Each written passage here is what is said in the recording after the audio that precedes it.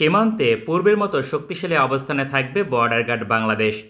বিগত ১৭ বছরে border guard Bangladesh সীমান্তে তেমন কোনো ভূমিকা পালন করতে পারেনি, কারণ ক্ষমতায় থাকার জন্য সীমান্তে নীরব ছিল শেখ হাসিনা সরকার। বর্ডার গার্ডের একমাত্র কাজ ছিল বাংলাদেশি জনগোষ্ঠীর লাশ ফিরিয়ে আনা, কারণ নির্বিচারে সীমান্ত হত্যা করত ভারতের বর্ডার ফোর্স। বিপরীতে আদেশ না থাকায় নীরব ছিল বর্ডার গার্ড বাংলাদেশ। তবে দক্ষতা আর পেশাদারিত্বে এখনও বর্ডার গার্ড বাংলাদেশ ভারতের সীমান্তরক্ষী বাহিনীর চেয়ে অনেক এগিয়ে। গত ১৭ বছরে সরাসরি উভয় বাহিনীর মাঝে একটি লড়াই হয়েছিল, যেখানে এগিয়ে ছিল বাংলাদেশ। নতুন সরকার ক্ষমতায় এসেই কঠোর পদক্ষেপ নিয়েছে। বর্ডার গার্ড স্বরাষ্ট্র দপ্তরের আওতাধীন, আর এই দপ্তরের প্রধান ব্রিগেডিয়ার জেনারেল শাকাত হোসেন। তিনি নির্দেশ দিয়েছেন এখন সীমান্তে পিঠ দেখাবেন না, অর্থাৎ ভারত যদি সীমান্তে গুলি করে বাংলাদেশও তাই করবে।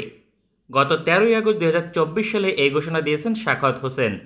একই ধরনের বক্তব্য দিয়েছেন আইন দপ্তরের প্রধান আসিফ নজরুল। তিনি বলেছেন, বাংলাদেশ ভারতের সেবাদাস নয়, বাংলাদেশ তার প্রতিটি অধিকার আদায় করবে, রাষ্ট্রের স্বার্থে কোনো আপোষ নয়। বর্ডার গার্ড বাংলাদেশ দীর্ঘ প্রায় ২ দশক পর সীমান্তে স্বাধীনতা পেয়েছে। তার পরদিন অর্থাৎ ১৪ই আগস্ট ২০২৪ সালে সীমান্তে গুলি চালিয়েছে বর্ডার গার্ড বাংলাদেশ। দেশের পশ্চিমাঞ্চল ঝিনাইদহ সীমান্তে ভারতের চোরাকারবারিদের লক্ষ্য করে গুলি চালিয়েছে বর্ডার গার্ড। অথচ গত ১৭ বছরের সীমান্তে ভারতের চোরাকারবারিদের লক্ষ্য করে একটি গুলি চালানো হয়নি। ভারত ঠিক এটাই চেয়েছিল শেখ হাসিনার মাধ্যমে বাস্তবায়ন করতে, কারণ শেখ হাসিনা ক্ষমতা থাকলে সীমান্তে যা ইচ্ছা তাই করতে পারবে পার্শ্ববর্তী এই দেশটি। একটি সময় ছিল বিডিআর সীমান্তে নিরাপত্তা নিশ্চিত করত। তখন ভারতের রীতিমতো মাথা ব্যথার কারণ ছিল বাংলাদেশ সীমান্ত, কেননা ভারতের চেয়ে মেধা এবং দক্ষতায় বাংলাদেশ রাইফেলস বহুগুণে এগিয়ে ছিল। কারণ সেনাবাহিনীর দ্বারা পরিচালিত হতো বিডিআর। তাদেরকে থামিয়ে দিতে পিলখানা হত্যাকাণ্ডের সূচনা হয়, যেখানে বাংলাদেশ সেনাবাহিনীর দক্ষ ৫৭ জন অফিসার নিহত হয়, যদিও প্রকৃত সংখ্যা অনেক বেশি। এই ঘটনার পিছনে ভারতের ইন্ধন ছিল বলে ধারণা করা হয়। বাংলাদেশের সাবেক একাধিক উচ্চপদস্থ সামরিক কর্মকর্তা যেমন লেফটেন্যান্ট জেনারেল, মেজর জেনারেল সহ বহু কর্মকর্তা ভারতকে দোষী মনে করে এ বিষয়ে। একই সঙ্গে শেখ হাসিনাকে দায়ী মনে করে। কারণ হিসেবে উল্লেখ করা হয়, ভারত সীমান্তের নিরাপত্তা নিশ্চিত করতে পিলখানা হত্যাকাণ্ড ঘটিয়েছে। বিপরীতে শেখ হাসিনা তার ক্ষমতা দীর্ঘস্থায়ী করতে সুযোগ নিয়েছে। উভয় তার পরিকল্পনায় সফল ছিল। ভারত সীমান্তে বিজিপি গুলি চালায়নি, একই সঙ্গে কোনো সেনা কর্মকর্তা স্বৈরাচারের বিরুদ্ধে অবস্থান নেয়নি। তবে বর্ডার গার্ড বাংলাদেশ এখন থেকে স্বাধীনভাবে সিদ্ধান্ত নিতে পারবে, যা সীমান্তে হত্যা কমিয়ে আনবে। ভারত অতীতে গুলি করে হত্যা করত, বাংলাদেশ তার প্রতিবাদ করত না, ফলে বারংবার তা রিপিট করত ভারতীয় বর্ডার ফোর্স। তবে পাল্টা হামলা হলে সীমান্তে হত্যা বন্ধ করতে বাধ্য হবে ভারত সরকার। বাংলাদেশ বর্ডার গার্ডের রাইফেল কোয়ালিটি ভারতের চেয়ে এগিয়ে। তাছাড়া নেতৃত্বে থাকে বাংলাদেশ সেনাবাহিনীর চৌকস অফিসার, পাশাপাশি প্রশিক্ষণ দক্ষতা ভারতের চেয়ে অনেক গুণ এগিয়ে। সুতরাং বাংলাদেশ সীমান্তে লড়াই হলে ভারত সুবিধা করতে পারবে না।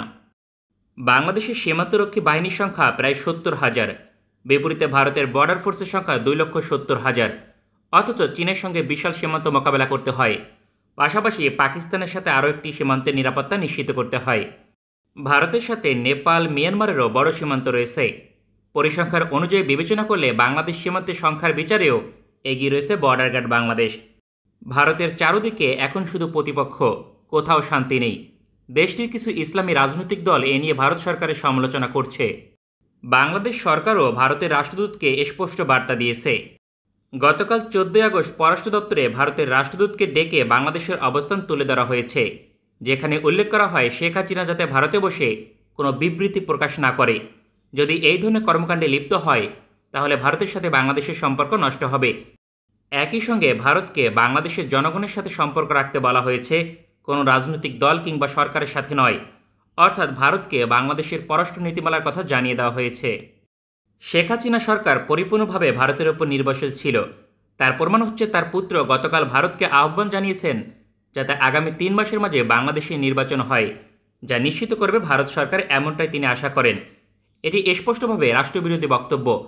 বাংলাদেশের অভ্যন্তরীণ ইস্যুতে হস্তক্ষেপ করার অধিকার কোনো দেশে নেই।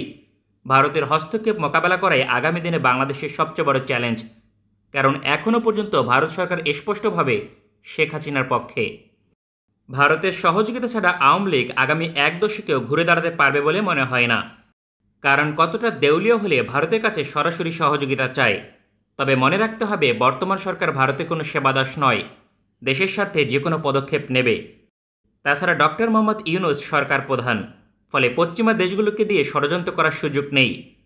তাছাড়া পশ্চিমা দেশগুলো স্বৈরাচারের বিরুদ্ধে অবস্থান নিয়েছে, একই সঙ্গে বাংলাদেশের নতুন সরকারের সাথে কাজ করতে তারা আগ্রহী। অভ্যন্তরীণভাবে আওয়ামী লীগ এখন দেউলিয়া, আন্তর্জাতিক অঙ্গনেও দেউলিয়া, একমাত্র ভারত ব্যতিক্রম। আমাদের ভিডিওটি পছন্দ হলে আমাদের সমর্থন করতে সঙ্গে থাকুন। ভালো থাকবেন সবাই, দেখা হবে পরবর্তী কোনো ভিডিওতে।